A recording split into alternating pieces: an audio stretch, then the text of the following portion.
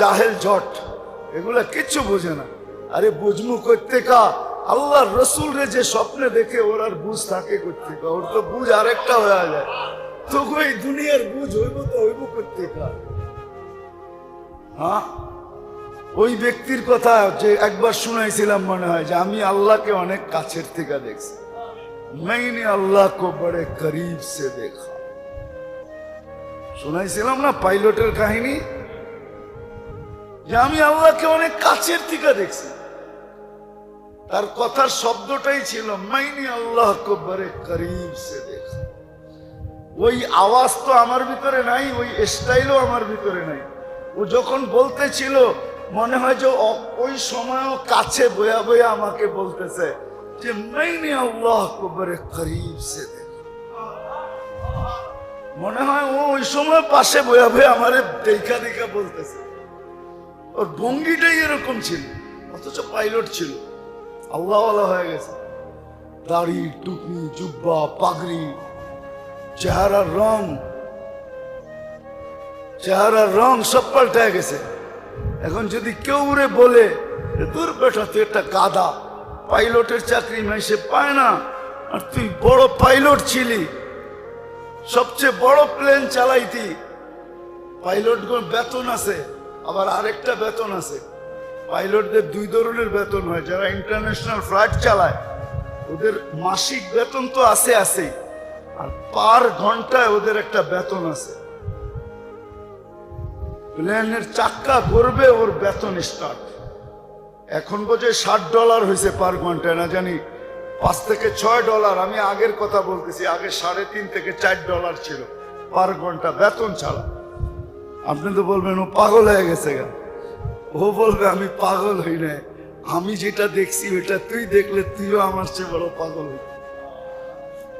যেমন মজনুকে কেউ জিজ্ঞাসা করছে কুকুরে দইরা পায়ে চুমা দিতেছে, সবাই কয় বেটা পাগলেরও তো কোয়ালিটি আছে, তুই তো কোয়ালিটি ছাড়া পাগল।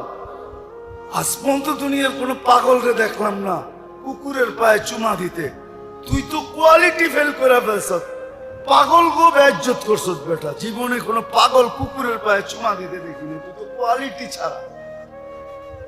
তোকে শোন এদিকে, আমি কোয়ালিটি ছাড়া আমি কুকুরের পায়ে চুমা দিই না। কার পায়ে দেশ? লাইলির পায়ে। দেখতেছি কুকুরের পাও, তুই লইছিস লাইলির পাও। বেওকুফ, তুই বুঝবি কি? এই কুকুর লাইলার গলির কুকুর। লাইলা যেই গলি দিয়ে চলে ফিরে, কুকুর ওই গলিতে থাকে। লাইলার পায়ের উপরে কুকুরের পাও ডেলি শতবার পড়ে।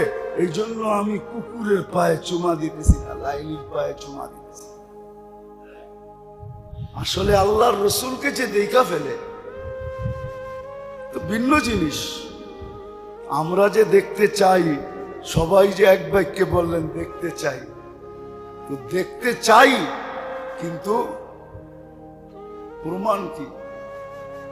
2 রাকাত তো পড়লাম না, ডেলি 100 বার তো দুরুদ পড়ি না, 200 বার তো বাদেই দিলাম, 100 বার ডেলি পড়ি তো না। জুমার দিন তো হুকুম ছিল সবচেয়ে বেশি দুরুদ পড়ো, কিন্তু জুমার দিনও তো পড়ি না। যে সারা সপ্তাহ বাদ দিলাম, জুমার দিন 1000 বার পড়ব।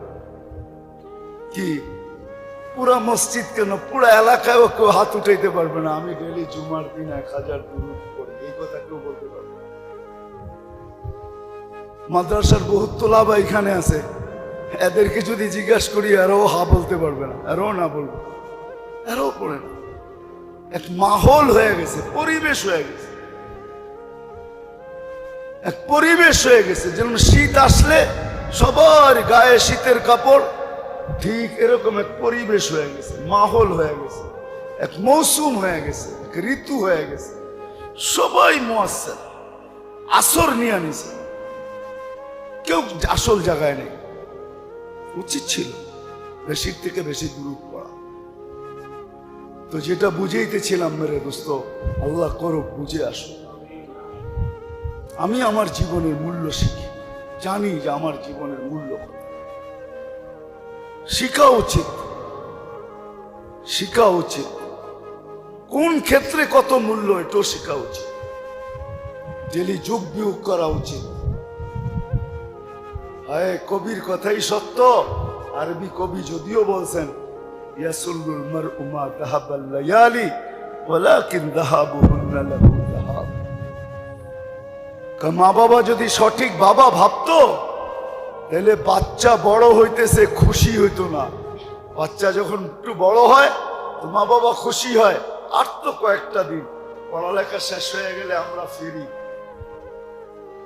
ও আমাদের বরণ পোষণ দেখবে, আমরা আল্লাহ আল্লাহ করব। বলে তুমি খুশি হইতে না, তুমি কাঁদতে। ইয়াসুরুল মারউ মা যাহাবাল লায়ালি ওয়ালাকিন যাহাবুহুন্না লাহু যাহাব। তুমি খুশি হইতে না, তুমি কাঁদতে যে আমার ছেলেটা তো দিন দিন কবরের কাছে হইতেছে, ওর তো বয়স বাড়তেছে না, ওর তো বয়স কমে যাইতেছে, ও তো মৌতের দিকে বাড়তেছে। তুমি কাঁদতে, তুমি খুশি হইতে না। সত্য এটাই। আমাদের কাছে যদি মুহাসাবা থাকতো, ডেলি হিসাব কিতাব থাকতো, আমরা যদি হিসাব কিতাব ডেলি করতাম প্রতিদিন যে আমি কতটুক কোন কাজে আজকে লাগাইলাম, তখন মেরে দোস্ত জীবনের মূল্য যদি জানতাম, ক্ষেত্র যদি চিনতাম, তাহলে আমাদের জীবনটা আরো মধুময় হতো। এখন তো মধু নাই, তারপরও কয় হানি। মধু কিন্তু নাই, তারপরও কি বলে? হ্যাঁ, আপনারা বুঝবেন না বুড়ারা, এটা যারা বুঝার ওরা বুঝা ফেলছে। ওটা ইয়াং বয়সের পোলাপান জানে হানি কি। হানি তো ইংলিশে মধু কয়, মধুরে হানি বলে। কিন্তু এটা কোন জায়গায় যুবকরা ব্যবহার করে ওটা আপনারা বুঝবেন না, দাড়ি পাকনারা বুঝবেন না, ওটা যুবকরা বুঝে ফেলছে হানি কোনখানে ব্যবহার করে। ঠিক না? ঠিক বুঝছো না? না বুঝো না? যুবকরা কি কয় বুঝছো না? ঠিক না? জীবন মধুময় নাই, শুধু মুখে আছে হানি। কি মুখে আছে হানি,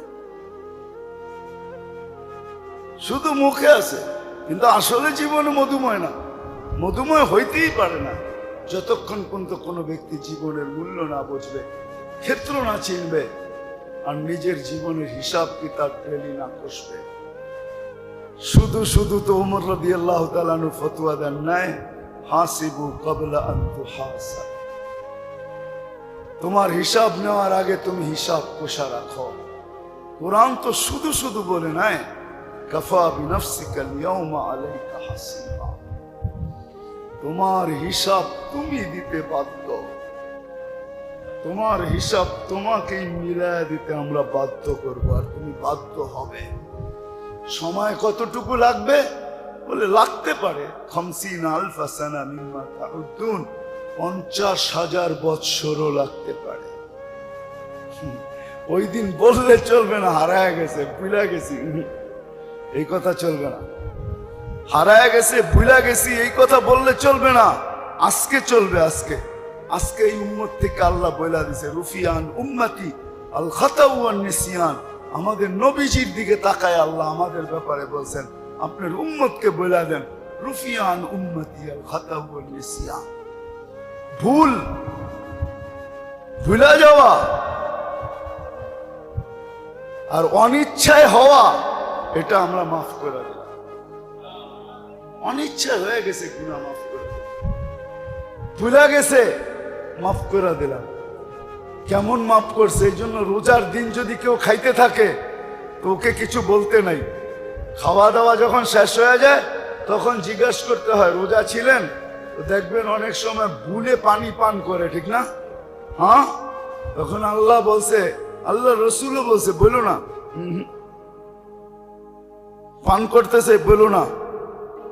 শেষ, এখন জিজ্ঞাসা করো, যদি কয় রোজা ছিলাম ভুলে খায়া ফেলছি, তো তখন তুমি বলো তুমি পান করো না, আল্লাহ তোমাকে পান করাইছে। হ্যাঁ, হাদিসে আছে, একে আল্লাহ পান করাইছে, আল্লাহ খাওয়াইছে, আল্লাহ খাওয়াইছে, ভুলে খায়া ফেলছে। ভুলে কোনো গুনাহ হবে না, রোজা যাবে না, কিচ্ছু হবে না। আরো রোজা সারাদিন ভালো যাবে, চাঙ্গা হয়ে যাবে। কেন পানি পান করছে, রোজা চাঙ্গা হয়ে গেছে, পেট ভরে খায় ফেলছে, রোজা চাঙ্গা হয়ে গেছে। এটা রমজানে না হইলেও 6 রোজায় বেশি হয়।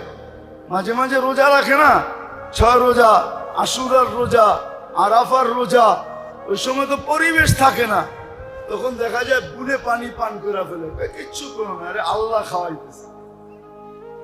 এই উম্মতের জন্য এখন মাফ, কিয়ামতের দিন বললে হবে না আমি ভুলে গেছি। হায় মেরে দোস্ত, আল্লাহ করুক বুঝে আসো, কিছু লোক তৈরি হোক যারা নিজের জীবনের মূল্য বুঝবে, ক্ষেত্র চিনবে, ডেলি হিসাব কিতাব করবে। যখন না মিলে, হিসাব কিতাব না মিলে, তখন বিছনায় বসে একটা আহ বাহির করে, হায় আল্লাহ মিলে না, আল্লাহ হিসাব মিলে না, একটা আহ বাহির করেন, অথবা হাত উঠে তওবা করেন, জিন্দগি পাক, সব মাফ হয়ে যাবে। আজকে এই সুযোগ আছে। এই জন্য উচিত হক্কানি আলেম ওলামা আল্লাহ ওয়ালাদের সাথে যত বেশি উঠা বসা হবে, চলাফেরা হবে, কথাবার্তা হবে, আসা যাওয়া হবে, ভালোবাসা মোহাব্বত হবে, এদের কাছ থেকে জিজ্ঞাসা করেন। আল্লাহ ওয়ালাদের সোহবতে যান, আল্লাহ ওয়ালাদের সোহবতে যান, এদের কাছ থেকে জিজ্ঞাসা করেন। তখন আপনি জীবনের মূল্য জানবেন, ক্ষেত্রও চিনবেন। তখন হইতে পারে ডেলি চোখে পানিও ঝরতে পারে, আল্লাহ মাঝে মাঝে বলতে পারে এত কাঁদিস কেন। কোন কবি লিখছিলেন, জানি না কথাটা কিরকম নিবেন বা কিরকম বুঝবেন জানি না, কোন কবি লিখছিলেন যে কবর में जाने के बाद फरिश्ता पूछेंगे गुनाह क्यों ना किया, क्या अल्लाह गफूर रहीम नहीं था। गुनाह क्यों ना किया, क्या अल्लाह गफूर रहीम नहीं था। হ্যাঁ, এই জন্য গুনাহ করা বৈধ না। সৌভাগ্যবান ওই ব্যক্তি যে গুনাহ করে আর তওবা করে, গুনাহ করে আর তওবা করে, গুনাহ করে আর তওবা করে, তো গুনাহ করে আর কান্দে, কল্যাণ করে, বড় সৌভাগ্যবান। কিন্তু হ্যাঁ, অনেক সময় হয় গুনাহ করার দ্বারা এটা হারায়া যায়, এই সৌভাগ্য থাকে না। এই জন্যই বলে গুনাহ করো না, গুনাহ করো না। তো যেটা বুঝাইতেছিলাম, আসেন আল্লাহ ওয়ালাদের কাছে যান, হক্কানি আলেমদের কাছে যান, সংযুক্ত হন, শিখেন, এদের মজলিসে বসেন। মজলিস যখন যেখানে হয় ওইখানে ছুটে যান, যে বসেন, চেহারা দেখেন। আজকে হয়তো আমাদের কথাগুলো বুঝে আসবে না, কিন্তু একদিন বুঝে আসবে, একদিন আপনি করবেন। আজকে তো আমরা রসুলের ভালোবাসার কথা বলতেছি, ঠিক না? কাউকে ডাইকা ডাইকা পান করাবেন, কাউকে আবার কাউকে বলবেন সুরকান সুরকান লিমান গাইয়ারা বাদি, দূরে সড়ক। দুনিয়াতে বহুত বুঝানো হয়েছিল, বহুত বুঝানো হয়েছিল। আমি গত জুমাই মনে হয় বলছিলাম আপনাদেরকে, ঠিক না, যে আমার বুঝে আসে না, যোগ বিয়োগে মিলে না। এক ব্যক্তি মদিনা মুনাফফারায় দেখলো, রওজায় সালাম দিল, ও দাড়ি ছাড়া বাংলাদেশে আসে কি করে, আবার আয়েশা দাড়ি কাটে কি করে, আমার বুঝে আসে না। এটা নিয়ে আমি নিজে বড় ব্যক্তিগতভাবে পেরেশান, আমার যোগ বিয়োগ মিলে না, আমি মিলাইতেই পারি না। যখন কয় হাজি আর দেখি দাড়ি নাই, তো আমার যোগ বিয়োগ মিলে না, আমি মিলাইতে পারি না, আমার মনকে বুঝাইতে পারি না যে আল্লাহ রসুলের রওজা দেখলো আর দাড়ি কাটলো, কি করে হয় এটা? সত্য এটাই। এই জন্য আল্লাহ ওয়ালাদের সোহবতে যান, যেখানে মজলিস হয় ওইখানে যান, বসেন বসেন। এখন তো ঐতিহ্য নাই, একদিন ছিল ঐতিহ্য। পুরান টাউনের ঐতিহ্য হারায় গেছে। একদিন ছিল, ওই বুড়ারাও তো নাই, ওদেরকে কোত্থেকে আনবো আমি? মৌলানা দিন মোহাম্মদ সাহেব তো তফসির করতেন সপ্তাহে একদিন। জিজ্ঞাসা করেন উনি কোথায় বসতো, আর মাইক ফরিদাবাদ পর্যন্ত লাগতো। উনি লালবাগে বসতেন, তফসির করতেন, এই সাতরাও যায়, উনি বৈশা তফসির করতেন। ওইদিকে হাজারিবাগ, এইদিকে ফরিদাবাদ পর্যন্ত মাইক লাগতো। পুরান ঢাকার একটা ঐতিহ্য ছিল, এখন নাই, হারায় গেছে সব। কোত্থেকে জেনে ওই বৃষ্টি আসলো আর পুরা ঐতিহ্য বাসায় নিয়ে বুড়িগঙ্গা ডাইলা দিল, ঐতিহ্য শেষ। একসময় ঐতিহ্য ছিল, সপ্তাহে একদিন সবাই অপেক্ষা করতো যে দিন মোহাম্মদ সাহেব আজকে তফসির করবে কোরআনে, রহমতুল্লাহ আলাই। আপনারা তো নামও শুনেন নাই, দেখবেন কোথেকে, ঠিক না? হাজারিবাগ পর্যন্ত লাগতো মাইক, আর এদিক দিয়ে ফরিদাবাদ পর্যন্ত লাগতো মৌলানা দিন মোহাম্মদ সাহেব যখন তফসির করে।